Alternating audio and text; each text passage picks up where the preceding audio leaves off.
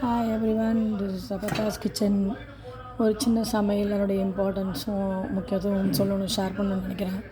ஒரு பருப்பு சாம்பார், ரொம்ப காரம் இல்லாமல் ஒரே ஒரு மிளகா, கொஞ்சம் காரத்தூள், அதாவது சாம்பார் தூள் கொஞ்சமாக போட்டு ஒரு சாம்பார். ஓகே, சாம்பார் ஓகே, சாப்பிட்றதுக்கு காரம் இல்லாமல் டேஸ்டியாக சாப்பிட்றது. ஓகே, நெக்ஸ்ட்டு இது உங்களுக்கு நெக்ஸ்ட் வந்து பருப்பு ரசம். அரைச்சி விட வேண்டியது தெரியும், ஆஸ் யூஷுவல் எல்லாத்துலேயுமே நம்ம எப்போயுமே செய்கிறது தான். மிளகு, சீரகம், கொஞ்சம் 2 பல் பூண்டு, அப்புறம் கொஞ்சம் தனியா, வறுத்துக்கலாம், இல்லைன்னா விட்டுடலாம்.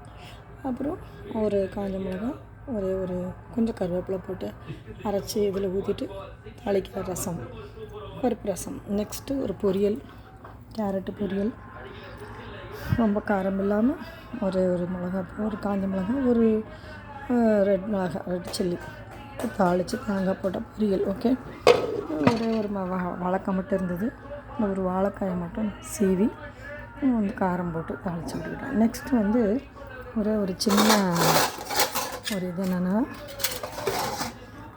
நெல்லிக்காய் பச்சடி.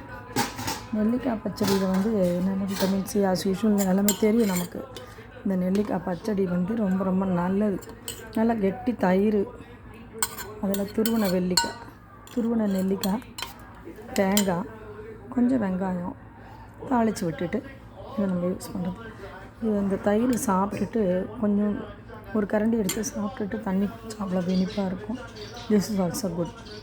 ஸோ அதனுடைய இம்பார்ட்டன்ஸ் இப்போ சொல்கிறேன்.